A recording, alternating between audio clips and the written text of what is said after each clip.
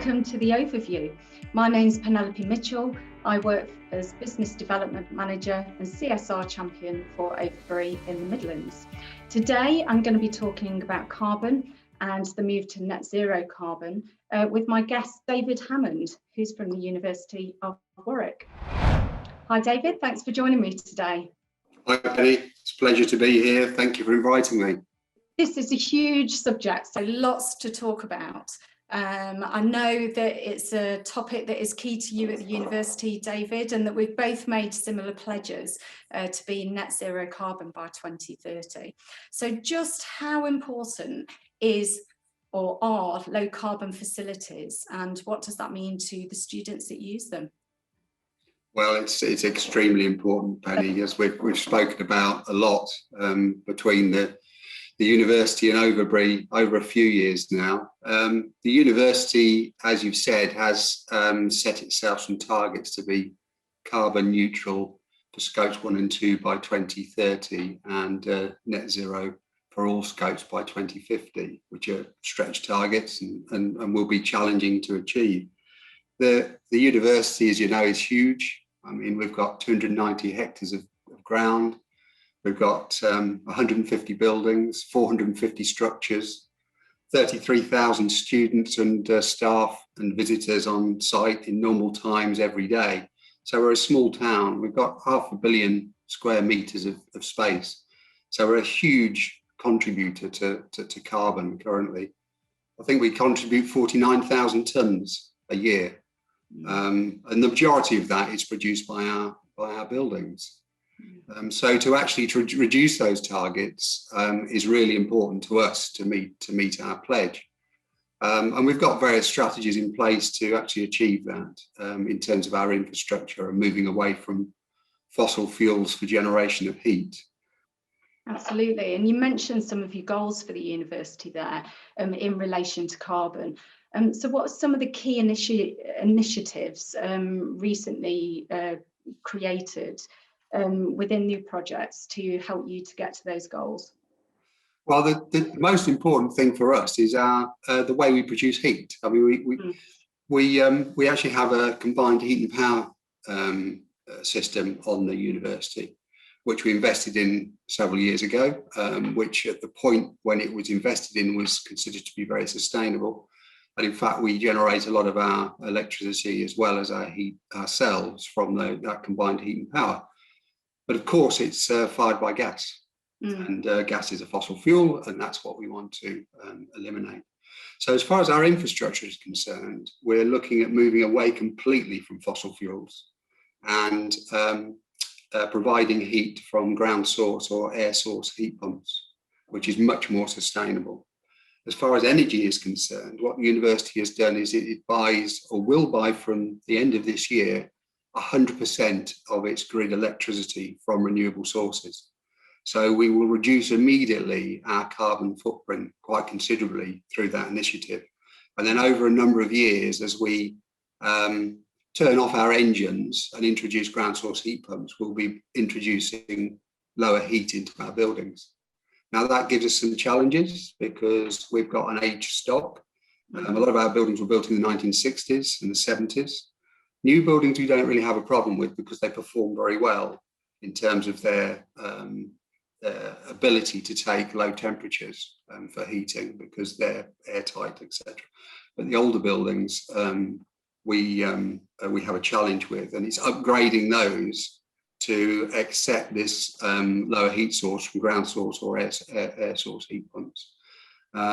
So the initiatives that we've put in place are a Warwick standard, and our Warwick standard is near passive in terms of its approach.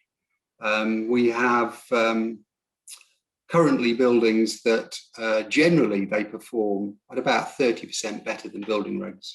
Our most recent buildings are 40%, but the Warwick standard is looking at 50% or more improvement on the energy consumption of buildings going forward. So how does that affect us in terms of what we do in buildings? It means that we've got to be much more vigilant in our design, much more vigilant in our testing on site, much more vigilant in terms of making demands on our suppliers and ourselves to make sure that we produce buildings that are highly efficient. Yeah, and obviously you mentioned kind of existing and age stock, and I think the refurbishment and fit out aspect of that in the future is going to be really key to helping you achieve the carbon targets that you've set. So how have we at Overbreed helped University of Warwick with your facilities so far, and what do you think that we should be doing in terms of fit out in the future? Well, I think I'm at Overbreed. We've got a long relationship with Overbreed, and Overbreed have done some fantastic projects for us and some really good work. And you're on our framework, and I think the advantage of being on our framework now is that we can work together to actually come up with strategies on buildings that will actually meet the requirements of this low energy target.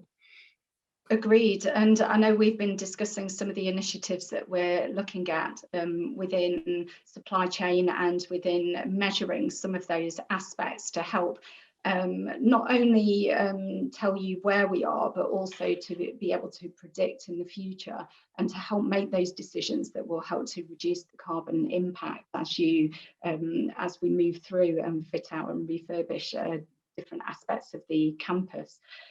So carbon is obviously a key focus for you. Why do you feel that it's important that businesses, public sector and other estates such as your own, why is it so important that generating low carbon buildings in the future? Well, I mean, I think as a university, as a learning institution, we need to lead by example. I think it's the right thing to do. Universities, I've said, is actually tested and challenged in terms of its commitment. So,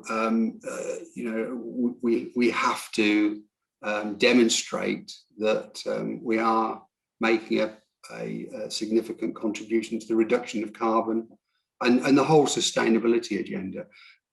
All the curriculum across the university now has a sustainable people, planet element within it, regardless of its subject area.